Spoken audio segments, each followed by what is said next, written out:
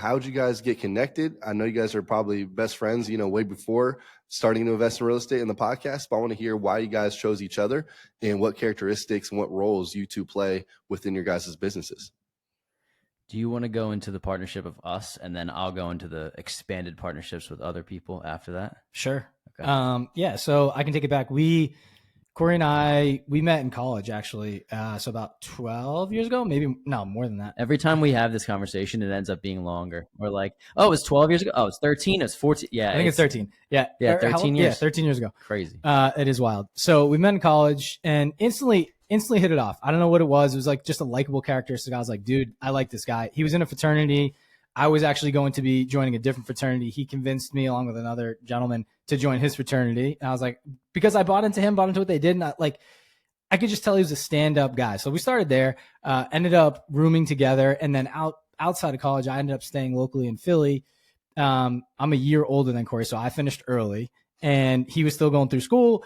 We ended up, oddly enough, working at the same company with a couple of years apart. And so we would see each other every day. And then, my living situation changed and I was like, dude, you got any open rooms? And sure enough, one of his roommates 6 months later was leaving. I was like, dude, book it for me. I want that room. So we'd come home we'd go to work every day together. The first growth house. Exactly. The mini growth house.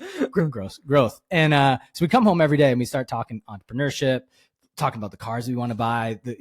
Eventually we'll have a bunch of different properties and getting pulled into the rabbit hole. Then we came across the FI movement, right? The FIRE movement, I should say. And for those who don't know, I'm sure everybody does here that's listening to this show, but financially independent, retire early, or financial independence, retire early movement, and started listening to those podcasts and things. And we're like, dude, we'll get there one day. And what we realized was time just kept going by and we weren't taking any action. So it's weird, but after we lived together for a little bit, I ended up getting married and bought my first primary residence. Corey went off and did the same, similar times. And then a couple, maybe a year or so went by and he ended up, I see a picture of him on Instagram. We hadn't talked about it, and a picture of him next to a duplex, or actually it was duplex. Yeah.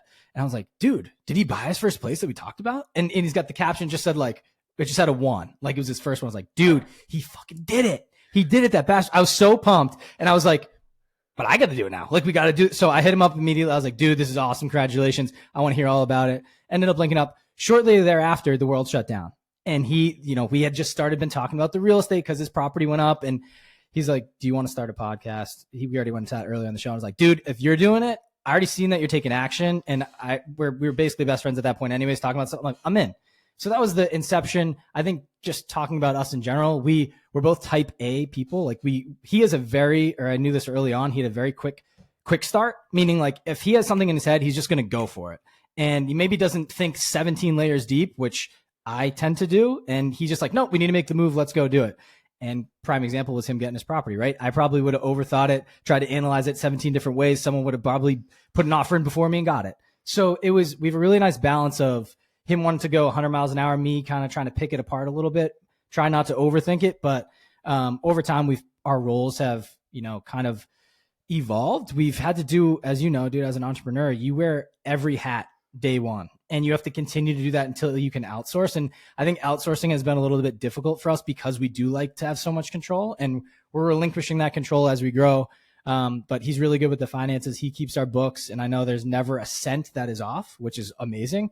And then I think I'm more of we have an idea on something and I'm like, okay, I tend to take the integrator hat now. And I'm like, let's just build this friggin' thing out like a maniac and put pieces together. And, then we divide up the roles and take it from there. There's a lot of softwares and things that can help us along the way. But I think our partnership is one, they always say, try to find someone opposite you, which I think we probably would complement each other if we were complete opposites a little bit better. But for us, we are able to go full steam ahead because we're both optimistic and excited about the future. Even though we're similar, we force ourselves to do the roles that sometimes we don't want to do. And it just having each other and looking and knowing the other person's relying on us to not screw it up, or that every day, it's not just Ryan going out and hey, if I want to have a lazy day, it just affects me. No, it affects Cory and his livelihood. So that kind of keeps you going, even some of the hard days. And I hope that answers some of your questions, but we've learned to divide and conquer. And I think that's the beauty of our partnership. Seems like you said Cory's more of the visionary, and then Ryan, you'd be more of the integrator. Would you say that's correct? Or you guys flip-flop depending on certain projects? I think that's the adopted roles of us, but not 100%. And it's like, so we see a lot of partners out there, and they always say, get somebody who's opposite of you. I think the number one thing is trust over anything. Rye broke that down like perfectly, but overarching anything, the umbrella policy we have is trust. Like that's it. Like, and we trust each other to do, like, if he's going to make a move or I'm going to make a move. Sometimes we do things apart, very rarely, but like I bought a property without him this past year because it aligned with my future and like my girlfriend's future. Right. So, but it's the trust that we always have our best interest. And so that would be the number one thing I would say is trust.